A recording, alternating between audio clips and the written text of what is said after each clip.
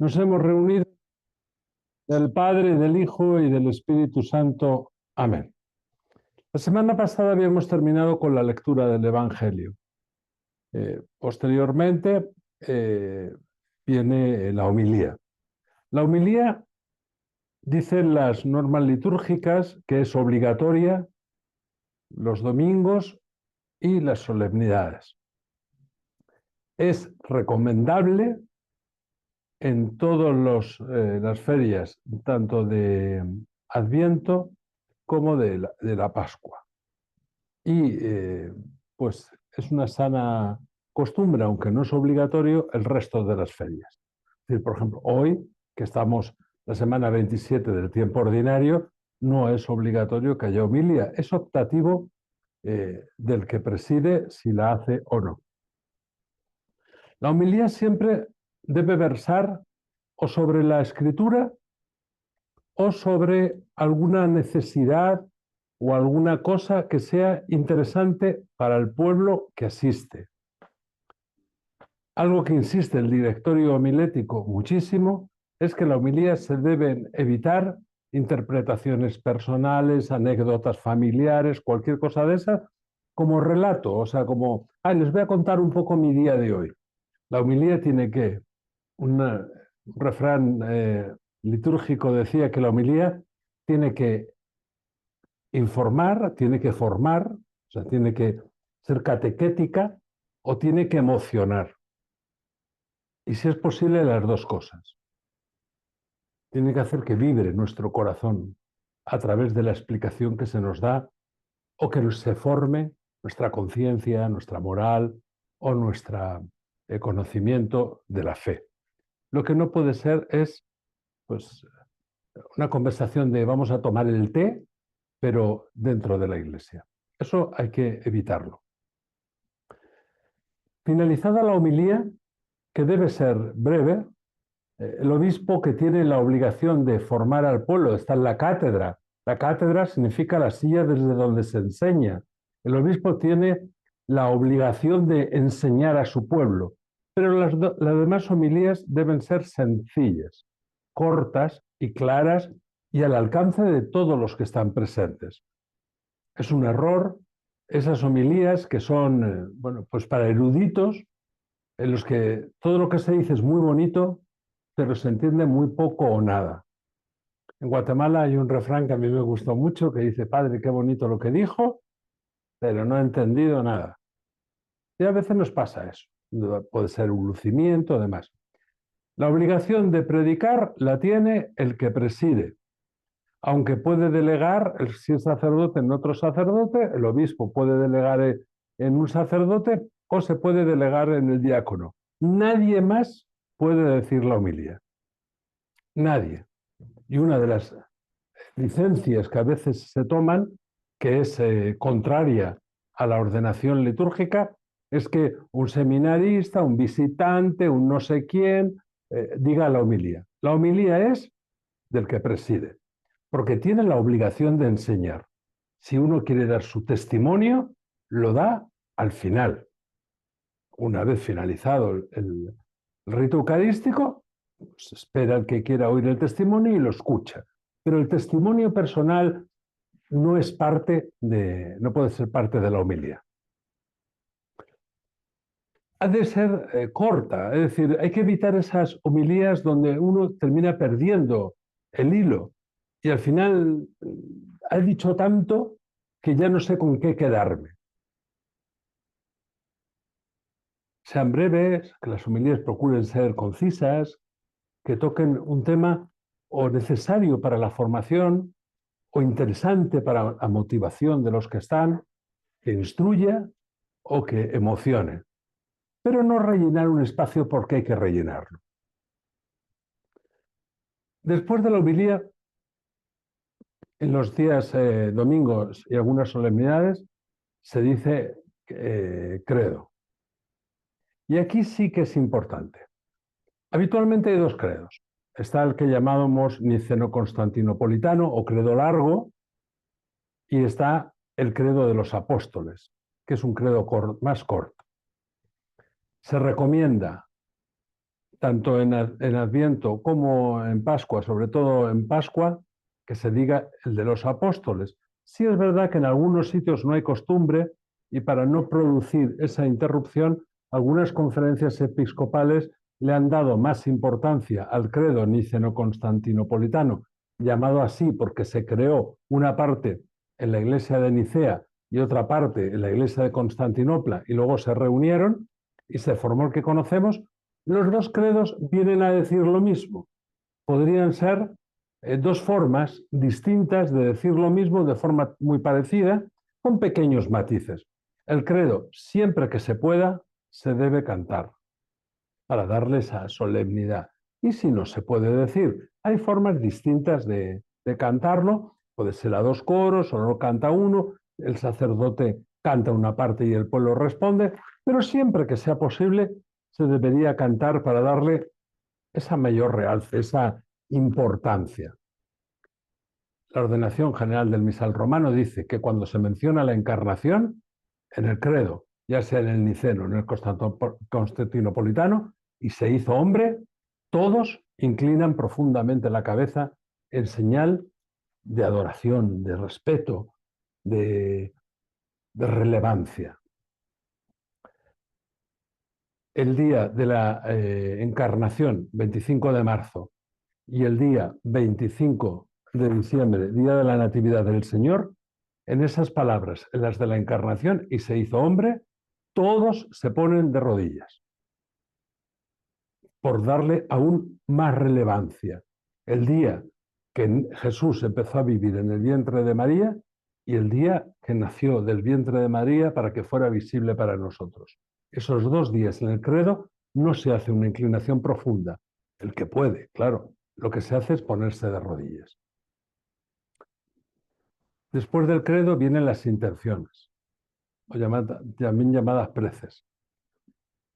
No deben ser así como a tontas y a locas y una cantidad. Hay unos requerimientos que, salvo que haya una intención muy especial, deberían mantenerse siempre. Una, por lo universal. Otra, por las necesidades de la Iglesia. Otra, por las necesidades locales del entorno donde estamos. Y la otra, por los presentes. Esa es la costumbre. Esas 4 intenciones tienen que estar. Se pueden añadir otras que se consideren oportunas. Pues, por ejemplo, por los intereses del universo, podríamos decir, porque los cristianos aportemos el espíritu de paz con tantos conflictos que hay en el mundo.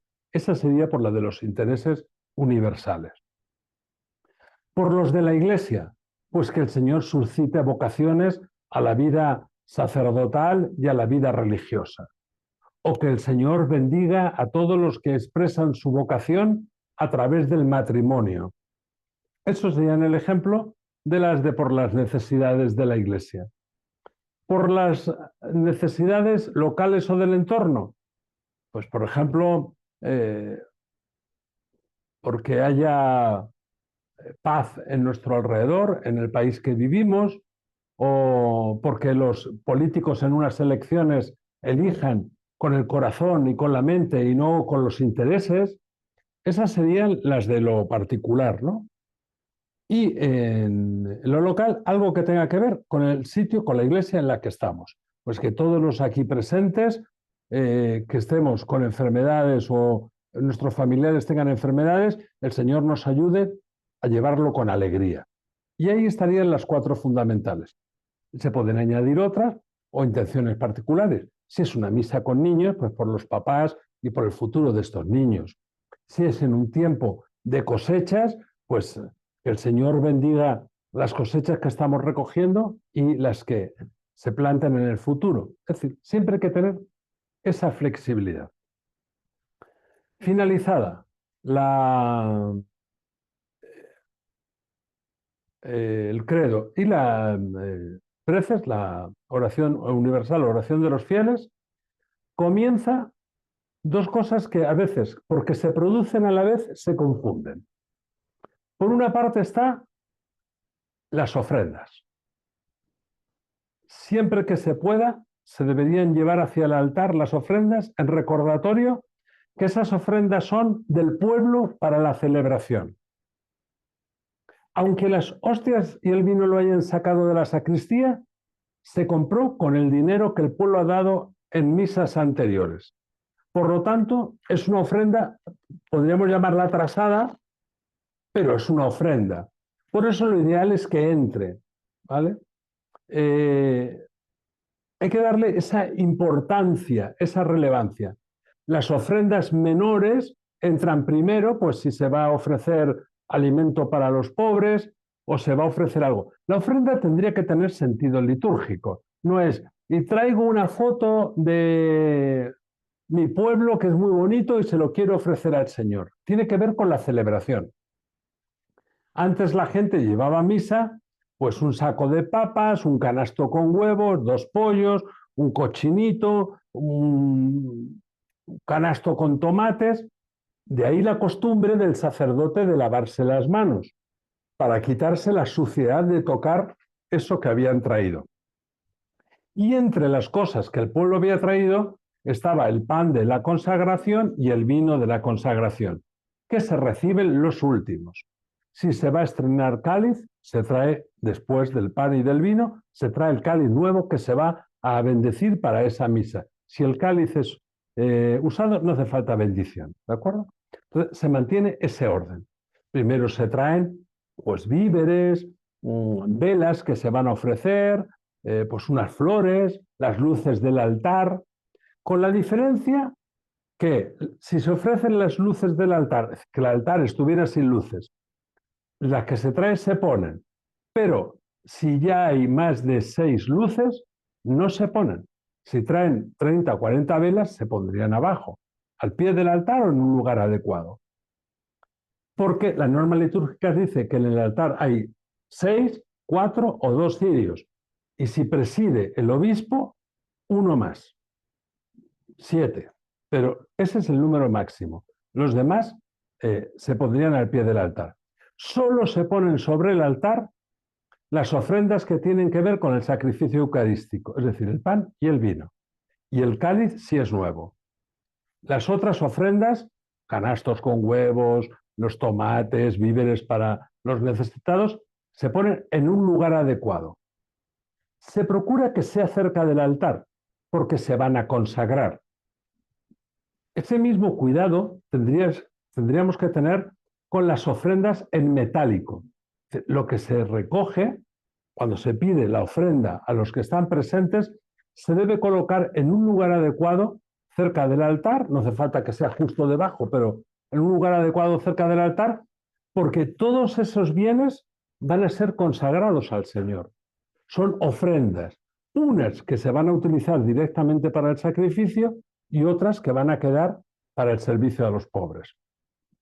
Las mismas hostias o el vino que se va a comprar con el dinero que se ha recogido, en la siguiente misa serán las hostias y el vino con el que se consagre. Hay que conservar esa sensación de mística.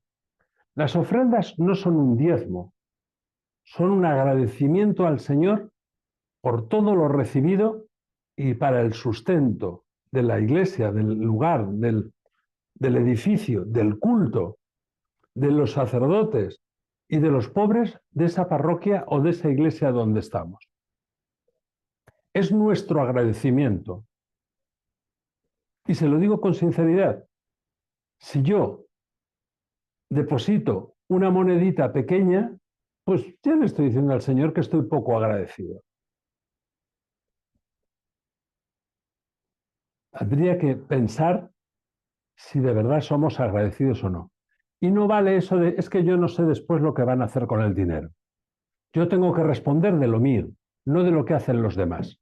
Si ese dinero después se utiliza para algo inadecuado, es pecado de quien lo hizo.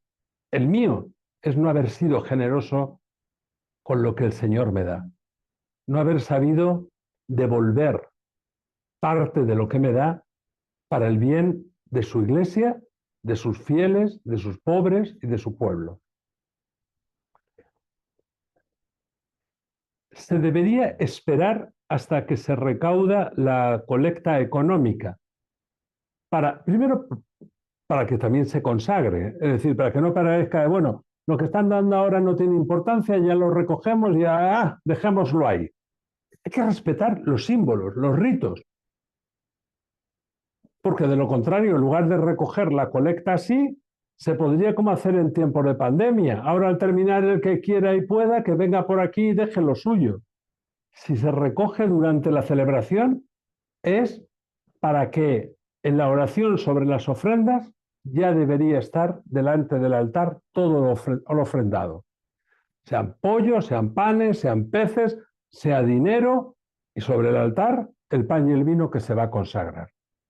Ese es el sentido litúrgico del signo de por qué en ese momento y no en otro es cuando se hace la recolección de las ofrendas, para que sean consagradas. Es la única razón por la que se hace en ese momento.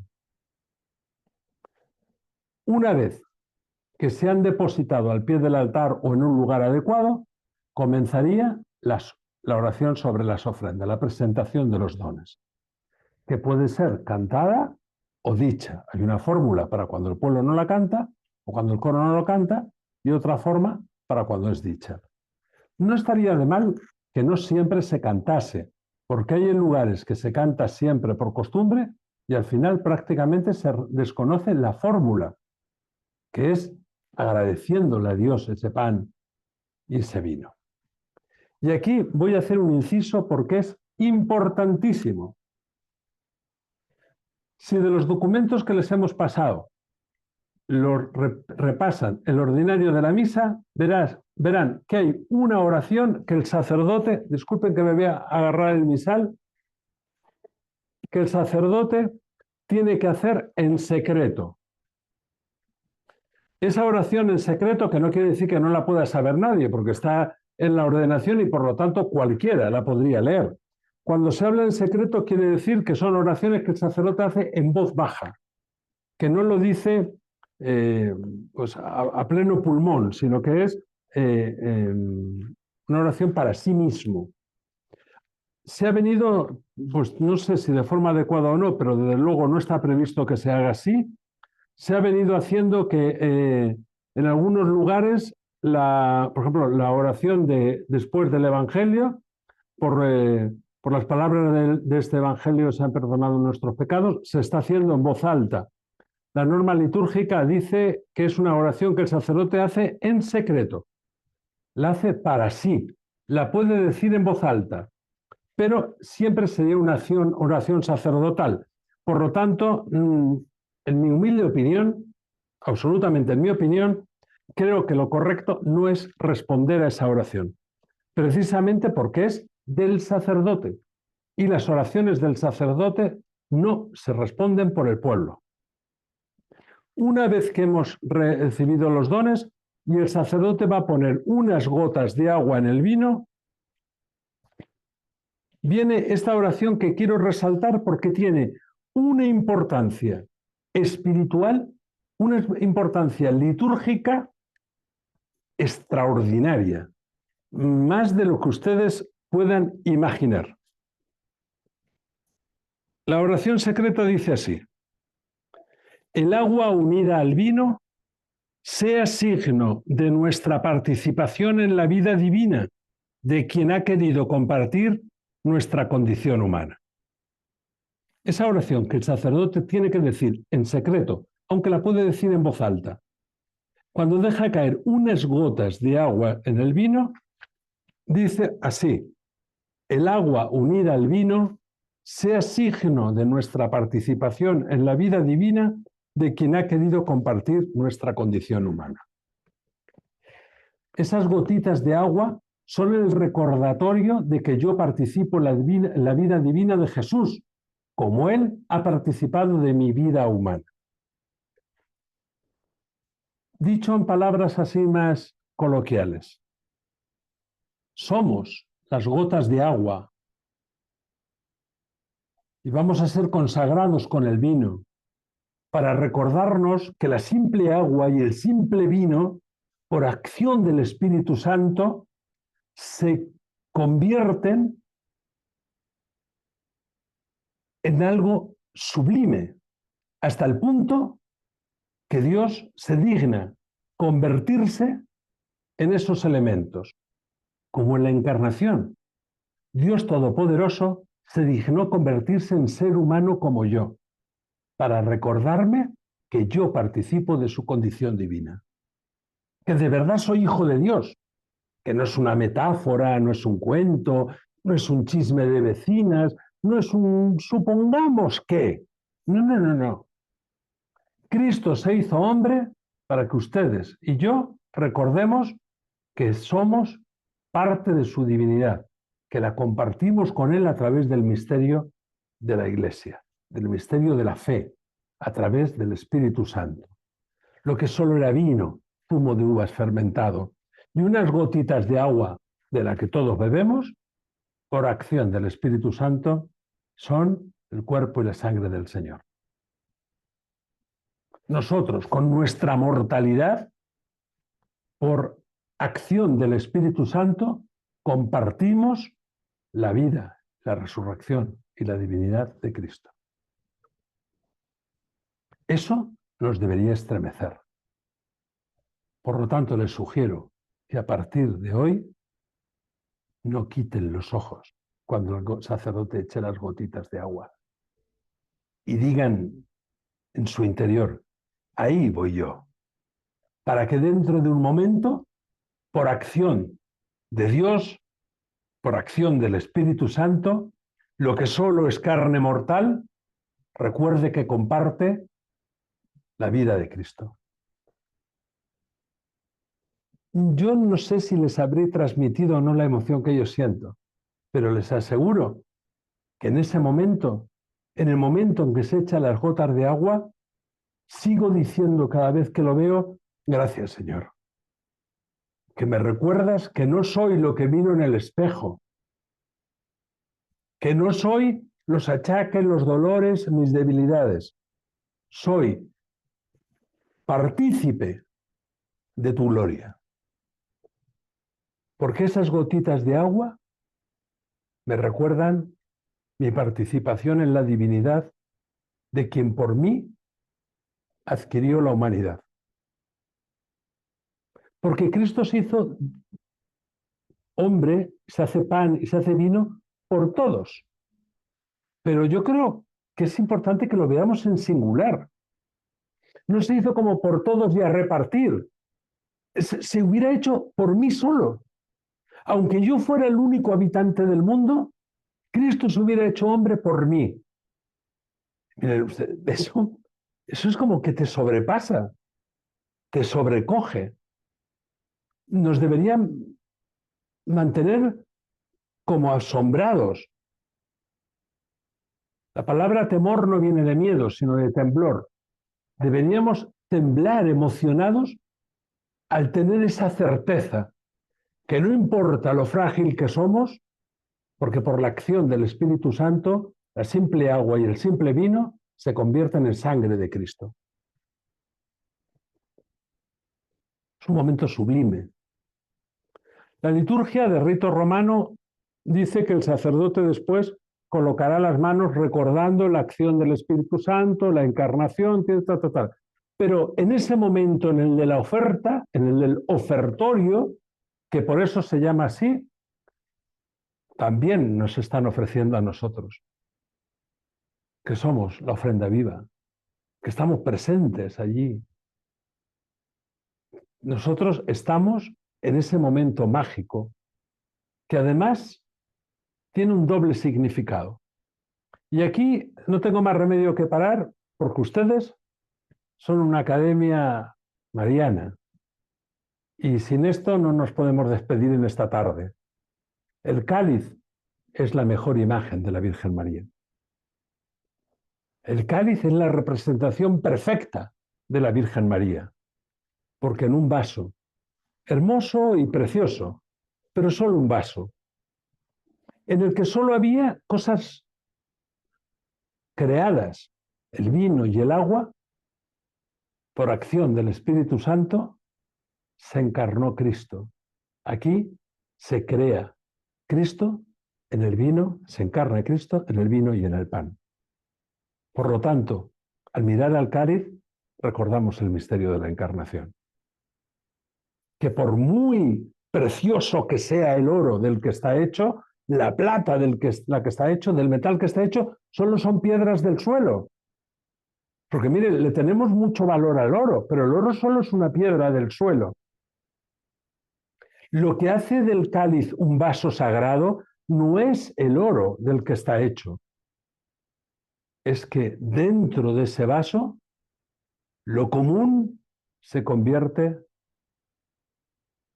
en algo extraordinario, que en eso común Dios se hace presente.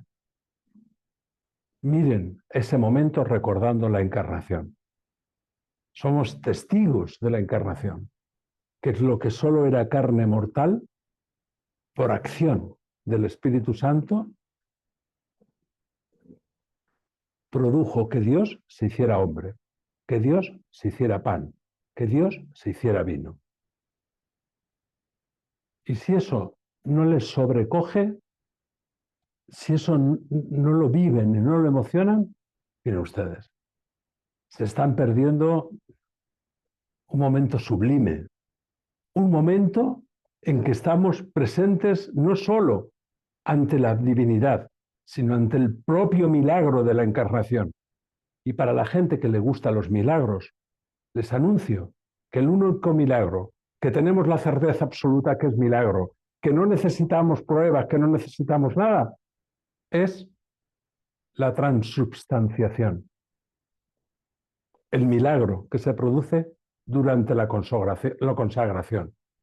Si mañana alguien nos dice que han visto el milagro de un burro volar, iríamos corriendo a verlo. Pero asistimos al milagro de que lo común participe de la divinidad, se haga Dios cosa para nosotros y no le prestamos más atención. Ese milagro de la encarnación comienza cuando el sacerdote deja caer las gotas de agua en el vino y recuerda que es la participación nuestra en la divinidad de quien por nosotros se hizo hombre. Vivan temblando en el mejor sentido de la palabra la Eucaristía y recuerden cuando alguien diga, ¿ha visto usted algún milagro? Así, cada vez que he ido a misa. Cada vez que he asistido a misa he presenciado el más milagro de todos los milagros.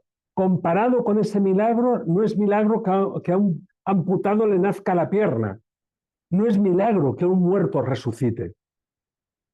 Porque que Dios se haga cosa para que yo me lo coma y participe en su divinidad es infinitamente más milagro que la resurrección de los muertos.